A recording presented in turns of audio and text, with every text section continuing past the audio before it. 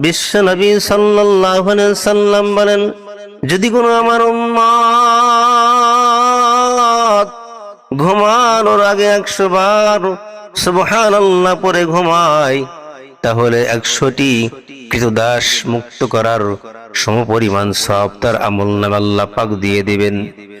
2 number, যদি কোনো ব্যক্তি 100 বার আলহামদুলিল্লাহ পড়ে ঘুমায়, তাহলে আল্লাহ পাক রব্বুল আলামিন তার জন্য এমন সওয়াব রেখেছেন যে আল্লাহর রাস্তায় যুদ্ধের জন্য 100টি সাজানো ঘোড়ায় মুজাহিদ প্রেরণের সমপরিমাণ সওয়াব তার আমলনামায় আল্লাহ পাক লিখে দেন।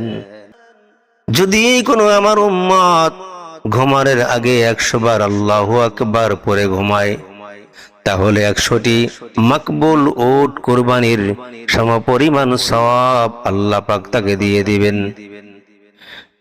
বিশ্ব নবী সাল্লাল্লাহু আলাইহি সাল্লাম আর বলেন, যদি কোনো আমার উম্মত 100 বার লা ইলাহা ইল্লাল্লাহ লা ইলাহা ইল্লাল্লাহ পড়ে ঘুমায়, তাহলে আল্লাহ পাক বলেন, বান্দারে তোমার সওয়াব আসমান জমিনে পরিপূর্ণ হয়ে যাবে।